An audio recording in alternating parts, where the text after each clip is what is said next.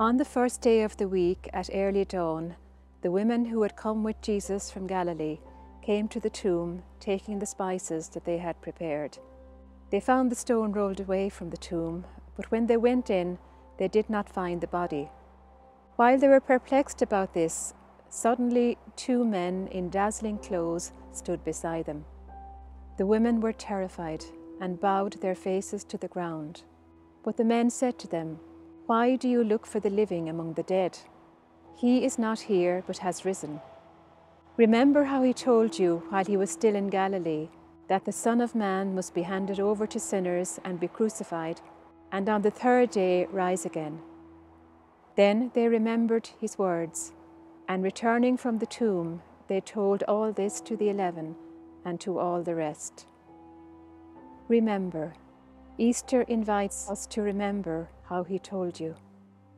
After Good Friday, there is a pause and a stillness as the extent of the loss sinks in. T.S. Eliot, speaking in his 4 quartets, says, "Wait without hope, for hope would be hope for the wrong thing." The not knowing what to hope for was very much the experience of the disciples on that morning.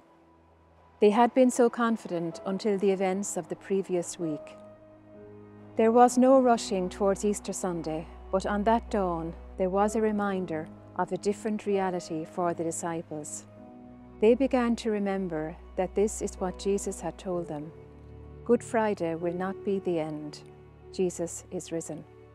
Remembering his life, his words, and the experience of being in his presence enabled the women to cope with their fear and to bring the message of his resurrection to the others. This is Easter.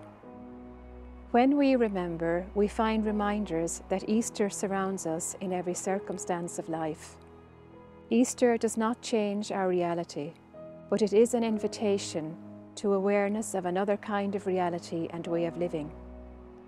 Every aspect of human living is a gift and also a responsibility, a promise and an uncertainty.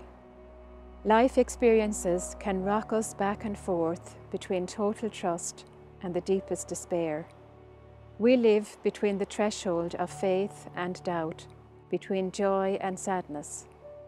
The invitation of Easter is to remember that Jesus is risen in each of those experiences.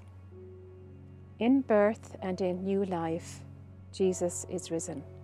When the night is dark, we know the dawn will bring the morning. Jesus is risen.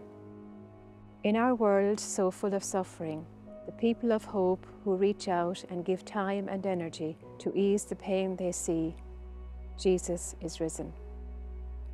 In a time of grief, when a wave of loss surrounds us, and then there comes a moment of peace, Jesus is risen.